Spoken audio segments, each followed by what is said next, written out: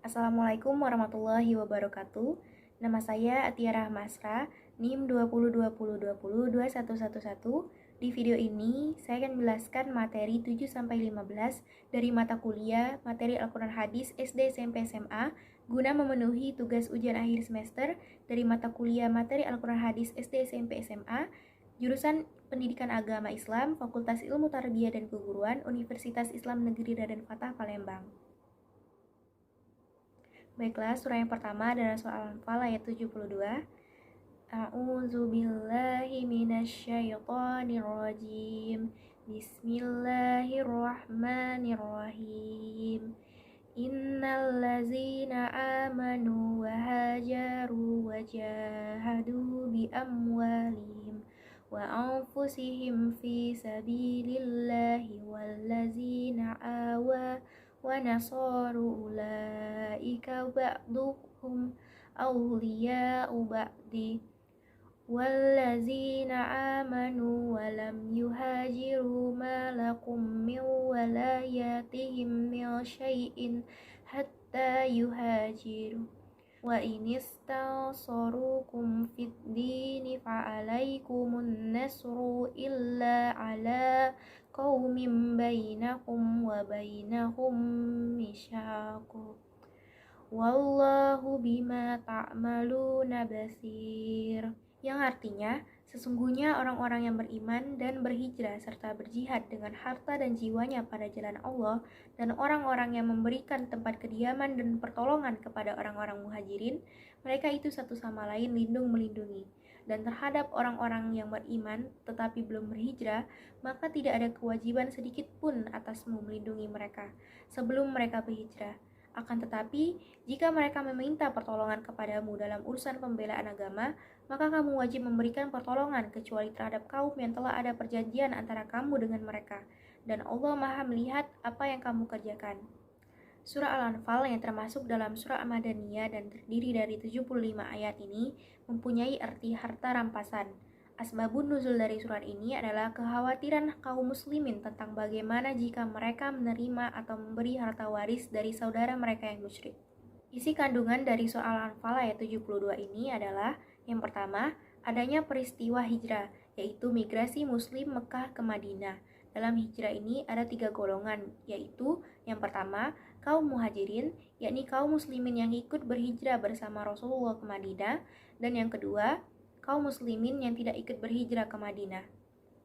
Lalu yang kedua, antara kaum muhajirin dan kaum ansor saling melindungi, hidup berdampingan, dan saling tolong-menolong. Selanjutnya, kaum muhajirin dan kaum ansor berjihad dengan harta dan jiwanya atas dorongan keimanan kepada Allah Subhanahu wa Ta'ala. Dan yang terakhir, Allah Subhanahu wa Ta'ala Maha melihat dan mengetahui apa yang dilakukan oleh hambanya. Surah yang selanjutnya adalah surah Al-Hujurat ayat 12.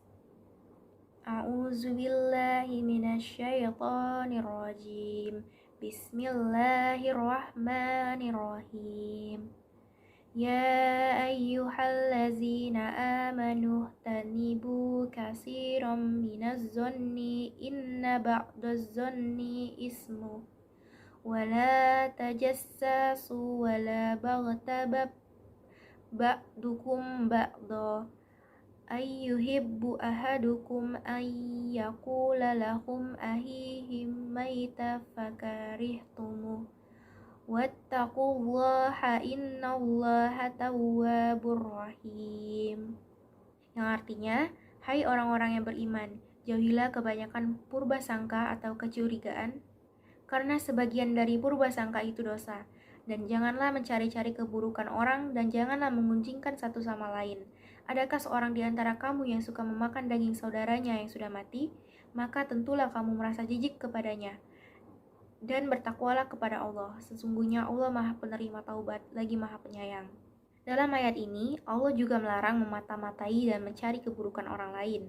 Said Qutb dalam tafsir Fi Zilalil Quran menjelaskan, tajasus kadang-kadang merupakan kegiatan yang mengiring dugaan dan kadang-kadang sebagai kegiatan awal untuk menyikap aib dan mengetahui keburukan seseorang. Al-Quran memberantas praktik yang hina ini dari segi akhlak guna membersihkan kalbu dari kecenderungan yang buruk itu, yang hendak mengungkap aib dan keburukan orang lain. Allah juga melarang ghibah, yakni mengatakan keburukan seseorang yang jika ia mengetahuinya, ia takkan suka hal tersebut. Ghibah diibaratkan makan bangkai saudaranya sendiri, yang pasti ia benci. Lalu Allah mengingatkan kembali untuk bertakwa. Dengan takwa, seseorang akan terjaga dari buruk sangka, mencari keburukan orang lain, dan ghibah. Isi kandungan dari surah Al-Hujurat ayat 12 ini yang pertama, surah Al-Hujurat ayat 12 memerintahkan orang-orang yang beriman untuk menjauhi prasangka buruk. Yang kedua, ayat ini melarang memata-matai dan mencari-cari keburukan orang lain. Yang ketiga, ayat ini juga melarang ghibah, bahkan menjelaskan ghibah laksana memakan bangkai saudaranya sendiri. Dan keempat, buruk sangka, memata-matai dan mencari-cari keburukan orang lain serta ghibah adalah haram serta menjadi perusak persatuan. Yang kelima, ayat ini memerintahkan orang-orang beriman untuk bertakwa. Jika orang beriman masih melakukan perbuatan buruk tersebut, hendaklah bertaubat dan bertakwa. Dengan takwa, terjagalah diri dari sifat-sifat buruk tersebut, dan dengan takwa, Allah akan menerima taubatnya. Dan yang terakhir, Allah senantiasa membuka pintu taubat dan pintu kasih sayang bagi hamba-hambanya yang bertaubat dan bertakwa. Surah yang selanjutnya adalah surah Al-Isra ayat 32. A'udzubillahi minasyaitonirrajim. Bismillahirrahmanirrahim. Wala taqrabuz zina innahu kana fahisyatan wa sa'a sabila. Surah Al-Isra ayat 32 melarang zina dengan larangan yang sangat keras. Jika banyak hal haram yang dilarang, zina bukan hanya dilarang untuk melakukannya, namun juga dilarang mendekatinya. Zina adalah perbuatan keji dan sangat buruk. Syekh Wahbah Az-Zuhaili menjelaskan, fahisya adalah perbuatan yang sangat keji, sedangkan sa'a sabila adalah jalan yang sangat buruk karena ia merupakan pelanggaran terhadap kehormatan yang mengakibatkan tercampur dan terputusnya nasab serta mengakibatkan kekacauan di masyarakat. Isi kandungan dari surah Al-Isra ayat 32 yakni yang pertama, surah Al-Isra ayat 32 melarang mendekati zina. Bukan hanya melarang zina, seluruh perbuatan yang bisa menjadi sarana dan mendekatkan zina juga tegas dilarang. Yang kedua, Islam adalah agama yang sangat memahami manusia sehingga ia mengutamakan tindakan preventif untuk menutup kerusakan. Larangan mendekati zina ini adalah tindakan preventif agar manusia tidak terjerumus ke perzinaan. Yang ketiga, zina adalah perbuatan yang sangat keji dan sangat buruk. Di antara keburukannya, ia merupakan pelanggaran terhadap kehormatan yang mengakibatkan tercampurnya dan terputusnya nasab serta mengakibatkan kekacauan di masyarakat. Surah yang selanjutnya adalah surat An-Nur ayat 2. A'udzubillahi minasyaitonirrajim. Bismillahirrahmanirrahim. Az-zaniyatu waz-zani fajlidu wa kulla wahidin minhuma mi'ata jalda. Wa la ta'khuzukum bima ra'fatun fi dinillahu in kuntum tu'minuna billahi wal yaumil akhir wal yashhad azabahuma ta'ifatum minal mu'minin. Yang artinya, perempuan yang berzina dan laki-laki yang berzina, maka deralah tiap-tiap seorang dari keduanya 100 kali dera, dan janganlah belas kasihan kepada keduanya, mencegah kamu untuk menjalankan agama Allah. Jika kamu beriman kepada Allah dan hari akhirat, dan hendaklah pelaksanaan hukuman mereka disaksikan oleh sekumpulan orang-orang yang beriman. Surah An-Nur ayat 2 ini menjelaskan hukum had bagi orang yang berzina, yakni hukuman untuk pelaku zina yang belum menikah adalah didera 100 kali. Adapun untuk pelaku zina mushhan atau yang sudah menikah, hukuman hadnya adalah dirajam. Isi kandungan dari surah An-Nur ayat 2 ini, yang pertama, surah ini menunjukkan bahwa Islam sangatlah tegas melarang zina. Islam sangat serius menjaga kehormatan manusia.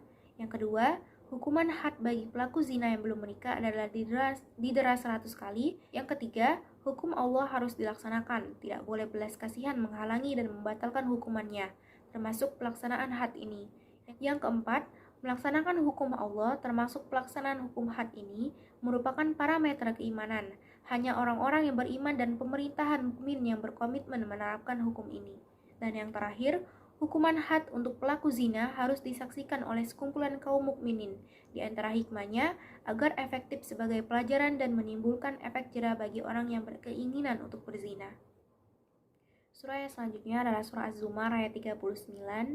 A'udzu billahi minasyaitonir rajim. Bismillahirrahmanirrahim. Qul ya qaumi malu ala makanatikum inni amilu fasaufa ta'lamu. Yang artinya, katakanlah, hai hamba-hambaku yang melampaui batas terhadap diri mereka sendiri, janganlah kamu berputus asa dari rahmat Allah. Sesungguhnya Allah mengampuni dosa-dosa semuanya. Sesungguhnya dialah yang maha pengampun lagi maha penyayang.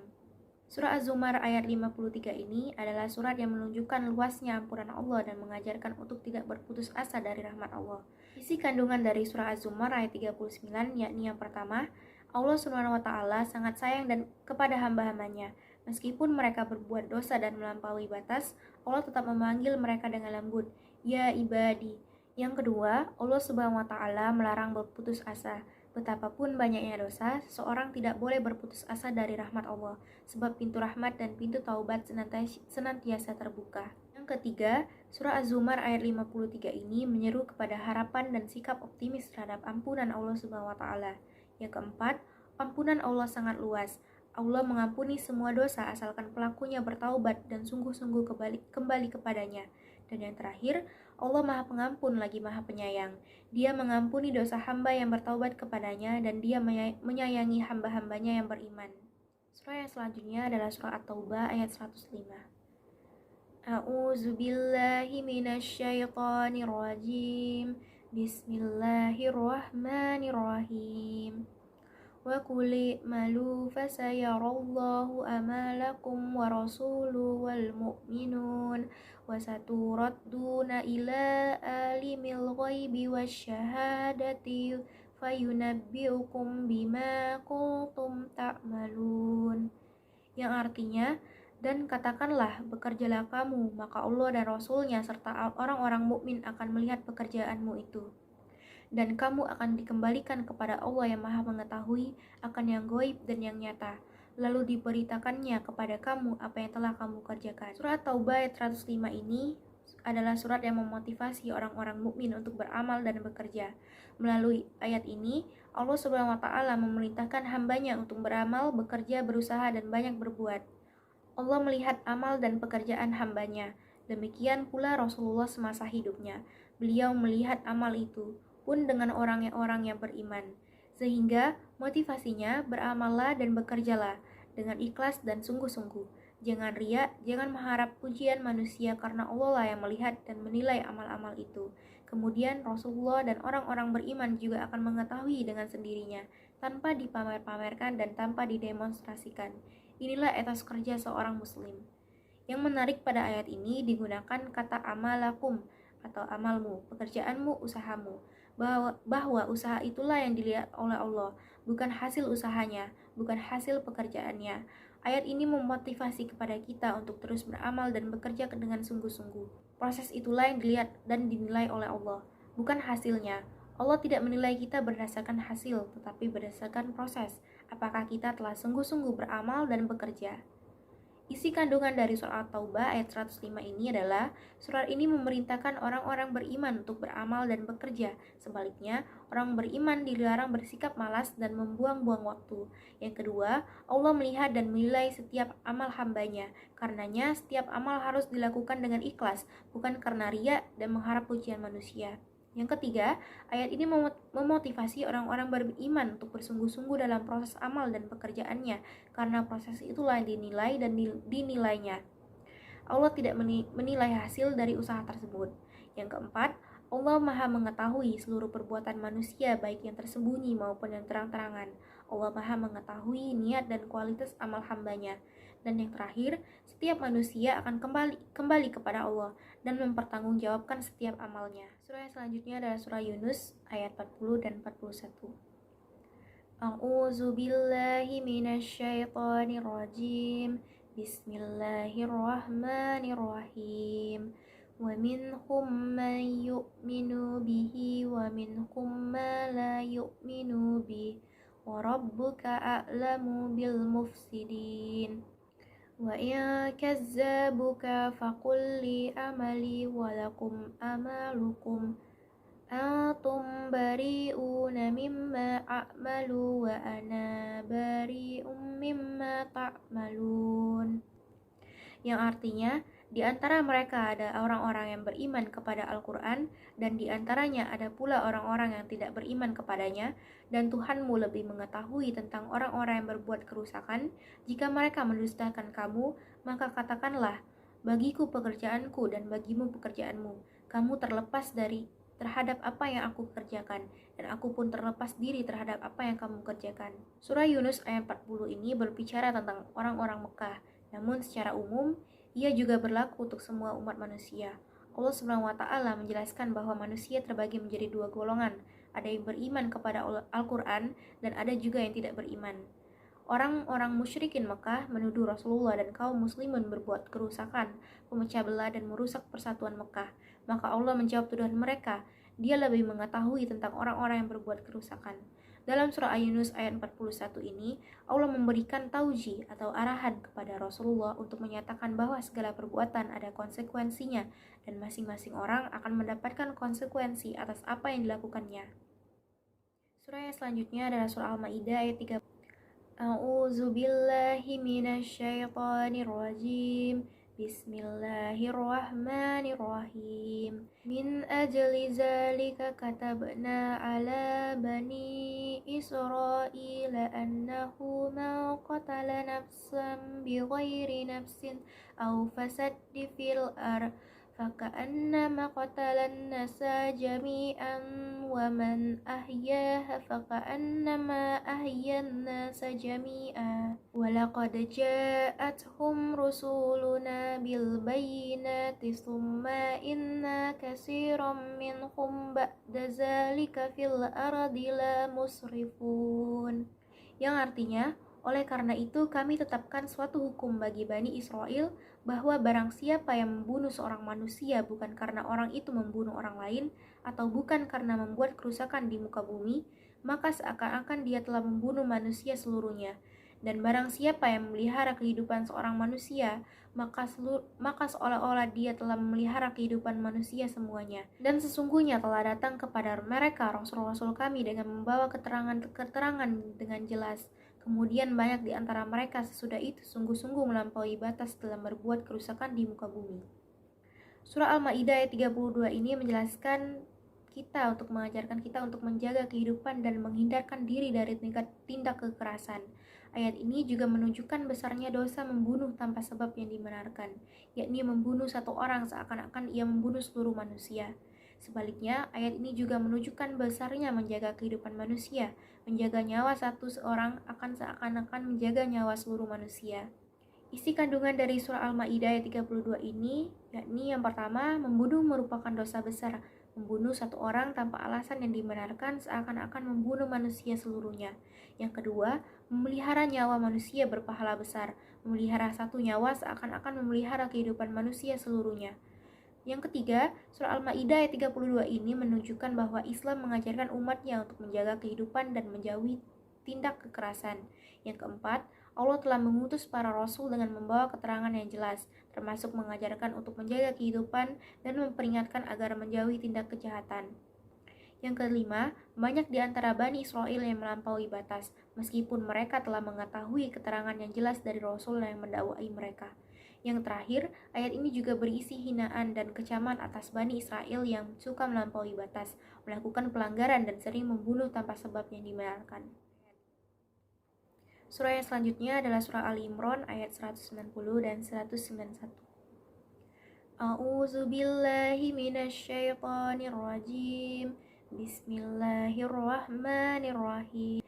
Inna fi khalqis samawati wal ardi wahtilafil laili wan nahar la ayatil liulil albab allazina yazkuruna Allaha qiyaman wa qu'udan wa ala junubihim wa yatafakkaruna fi khalqis samawati wal ardi Rabbana ma khalaqta hadza batila Subhanaka fakina azabannar. Surah Al-Imran ayat 190 dan 191 ini menjelaskan bahwa dalam penciptaan langit dan bumi serta silih bergantinya malam dan siang terdapat tanda-tanda kekuasaan Allah bagi ulul albab. Ulul albab yang diterjemahkan sebagai orang-orang berakal memiliki dua ciri utama, yakni zikir dan pikir. Orang yang mampu memahami bahwa penciptaan langit dan bumi serta pergantian siang dan malam merupakan tanda-tanda kekuasaan Allah.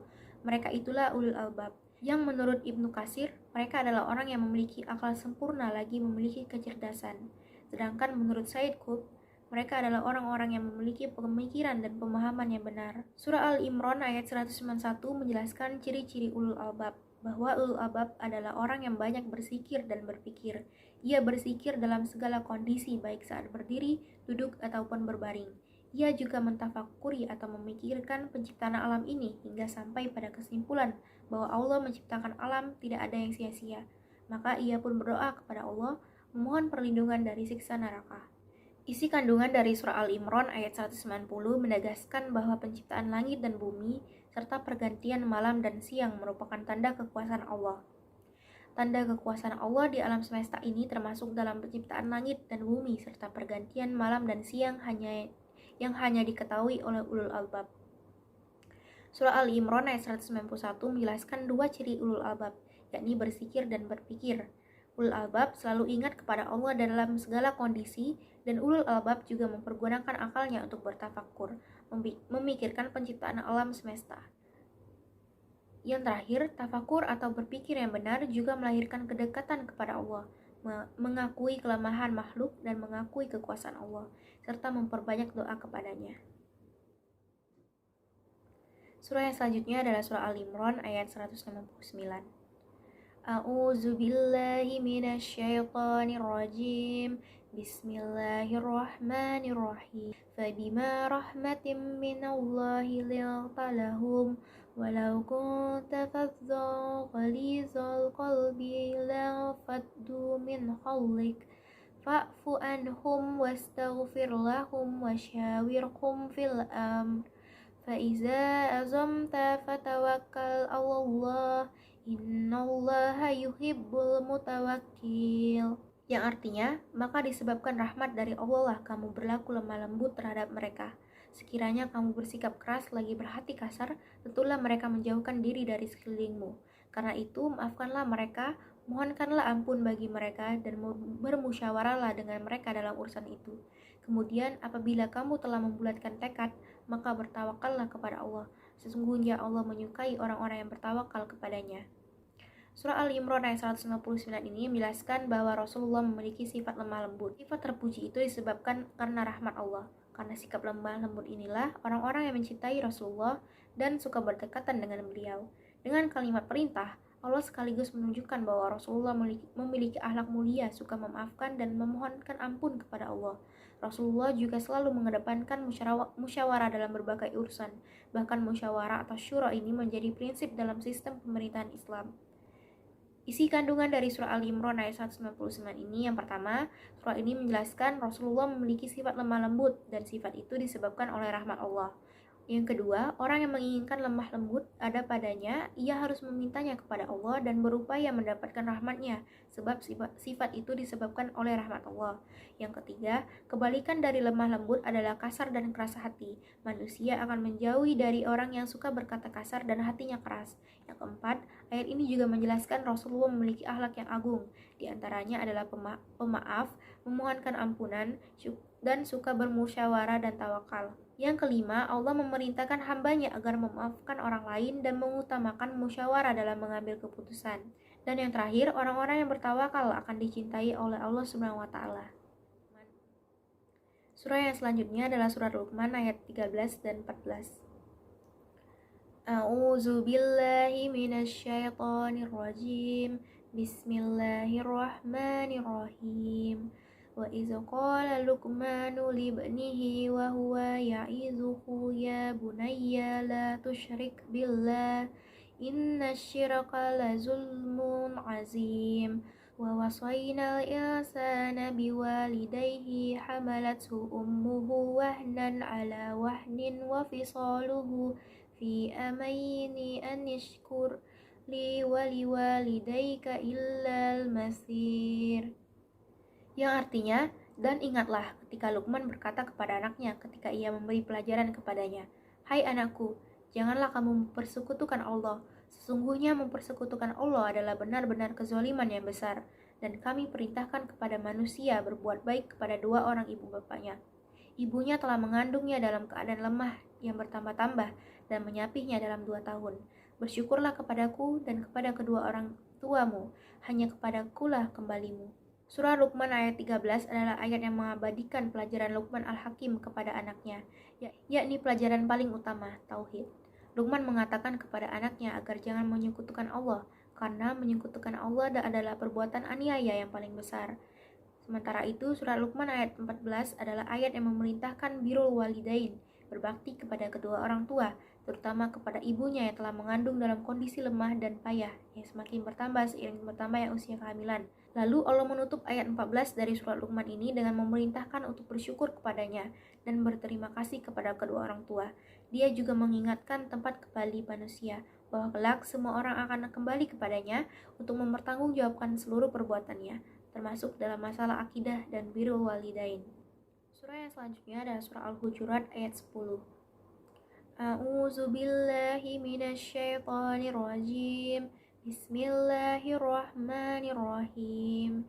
Innamal mu'minuna ihwatu fa aslihu baina akhawaykum wattaqullaha la'allakum turhamun. Yang artinya, orang-orang beriman itu sesungguhnya bersaudara. Sebab itu damaikanlah, perbaikilah hubungan antara kedua saudaramu itu, dan takutlah terhadap Allah, supaya kamu mendapatkan rahmat. Surah Al-Hujurat ayat 10 ini merupakan sentuhan atas kalbu orang-orang beriman agar menghidupkan ikatan yang kuat di antara mereka, yaitu ikatan yang menyatukan setelah mereka bercerai-berai, yang menautkan hati setelah bermusuhan, mengingatkan untuk bertakwa kepada Allah sehingga mendapatkan rahmat-Nya. Isi kandungan dari surah Al-Hujurat ayat 10 ini adalah yang pertama, orang-orang mukmin meskipun bukan saudara kandung, mereka terikat dengan persaudaraan iman atau ukhuwah imaniyah, bagaikan saudara sekandung, bahkan ikatannya lebih kuat lagi. Yang kedua, ketika ada orang-orang mukmin berselisih atau bertikai, kewajiban bagi mukmin lainnya untuk mendamaikan mereka, terutama pemimpin kaum muslimin, mereka yang paling wajib mendamaikan. Yang ketiga, pertikaian bisa terjadi bahkan di antara dua orang. Meskipun yang bertikai dua orang, wajib bagi mukmin untuk mendamaikan mereka, apalagi jika yang bertikai itu banyak orang. Yang keempat, orang-orang mukmin harus menjadikan takwa sebagai landasan dalam seluruh amal dan aktivitasnya, termasuk dalam mendamaikan dua orang yang bertikai. Dan yang terakhir, ayat ini mengisyaratkan persatuan dan kesatuan akan melahirkan rahmat bagi kaum mukminin.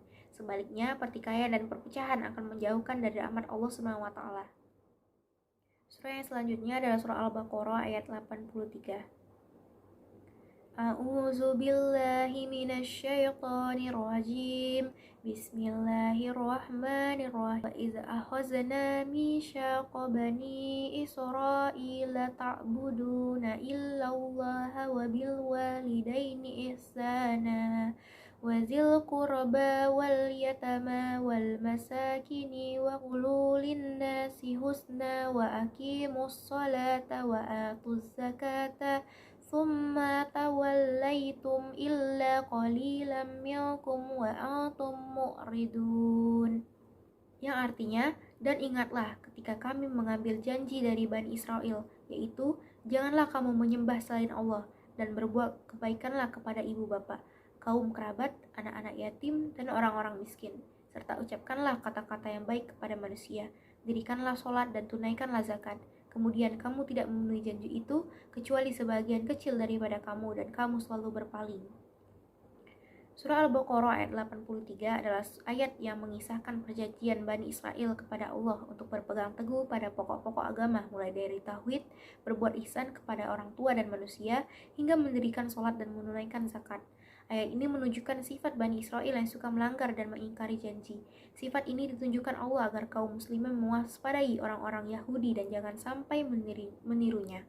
Isi perjanjian yang telah dilanggar Bani Israel ini adalah pokok-pokok agama yang tetap berlaku hingga saat ini, bukan hanya bagi Bani Israel, Maka tauhid, berbuat ihsan kepada orang tua dan sesama manusia, serta menegakkan sholat dan menunaikan zakat juga merupakan kewajiban kaum muslimin. Surah yang selanjutnya adalah surah Al-Maidah ayat 48. A'udzu billahi minasyaitonir rajim. Bismillahirrahmanirrahim. Anzalna ilaikal kitaba bil haqqi musaddiqan lima baina yadayhi minal kitabi wa muhayyiminan 'alaihi. Fahkum bainahum bima anzalallah walau tattabi' ahwa'ahum amma ja'aka minal haqq. Kullil ja'alna minkum sir'atan wa minhaja. Walau sya'allahu laja'alakum ummatan wahidatan walakin liyabluwakum fima atakum. Fastabiqul khairat ilallaha marji'ukum jami'an fayunabbi'ukum bima kuntum fihi tahtalifun. Yang artinya, dan kami telah turunkan kepadamu Al-Quran dengan membawa kebenaran, membenarkan apa yang sebelumnya, yaitu kitab-kitab yang diturunkan sebelumnya, dan batu ujian terhadap kitab yang lainnya itu.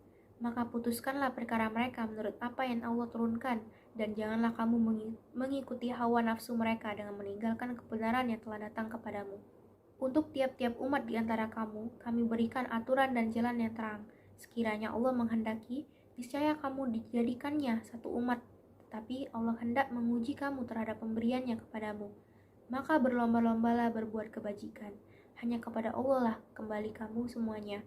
Lalu diberitahukannya kepadamu apa yang telah kamu perselisihkan itu. Ayat ini menjelaskan bahwa Allah telah menurunkan Al-Quran kepada Nabi Muhammad SAW dengan membawa kebenaran dan tiada keraguan di dalamnya. Al-Quran membenarkan kitab-kitab suci sebelumnya, yakni Taurat, Zabur, dan Injil, sekaligus menjadi hakim atas kitab-kitab suci tersebut yang kini menjadi tidak otentik lagi karena diubah dengan campur tangan manusia. Surah Al-Maidah ayat 48 ini turun berkenaan dengan orang-orang ahli kitab yang meminta keputusan kepada Rasulullah. Awalnya Rasulullah diberi pilihan untuk memutuskan perkara mereka atau mengembalikan perkara itu kepada kitab mereka masing-masing. Namun kemudian Allah menurunkan ayat ini, bahwa segala keputusan harus berdasarkan dengan Al-Quran, sebab Al-Quran adalah pedoman hidup. Sebagaimana Allah telah menurunkan kitab-kitab suci sebelumnya, Dia juga menjadikan setiap umat memiliki syariatnya sendiri. Ada hal yang berbeda terkait perintah dan larangan antara umat yang satu dengan umat lainnya. Namun secara akidah, seluruh Nabi dan Rasul mendakwakan tauhid yang sama. Allah yang telah menurunkan Al-Quran dan kitab-kitab suci sebelumnya, sangat mudah untuk menjadikan seluruh manusia sebagai umat yang satu. Namun, Allah menjadikan keragaman sebagai ujian. Dia pun memerintahkan hamba-hambanya untuk berlomba-lomba dalam kebaikan. Pada akhirnya, seluruh manusia akan kembali kepada Allah dan menerima balasan atas apa yang diyakini dan diperbuatnya selama di dunia. Isi kandungan dari surah Al-Maidah ayat 48 ini, yakni yang pertama, Al-Quran diturunkan Allah merupakan kitab yang benar, tidak ada keraguan di dalamnya. Ia membenarkan kitab-kitab sebelumnya sekaligus menjadi hakim atas kitab-kitab tersebut. Sebab kitab-kitab sebelum Al-Quran sudah tidak otentik lagi karena diubah dengan campur tangan manusia. Yang kedua, Al-Quran adalah pegangan hidup. Ia harus menjadi pedoman dalam memutuskan segala sesuatu. Yang ketiga, setiap umat memiliki syariat dan hukum sendiri-sendiri sesuai dengan zaman dan kondisi hidup mereka saat itu. Namun, secara akidah dan pokok agama semuanya sama, yakni bertauhid kepada Allah. Yang keempat, Allah menjadikan umat manusia beragam untuk menguji mereka dan memberi kesempatan agar berlomba-lomba dalam kebaikan. Yang kelima, seluruh manusia akan kembali kepada Allah dan mendapatkan balasan atas apa yang mereka yakini dan perbuat di dunia. Dan yang terakhir, ayat ini merupakan ayat yang memotivasi untuk fastabiqul khairat atau berlomba-lomba dalam kebaikan. Itulah tadi penjelasan dari saya mengenai materi 7-15 dari mata kuliah materi Al-Quran Hadis SD, SMP, SMA. Terima kasih. Wassalamualaikum warahmatullahi wabarakatuh.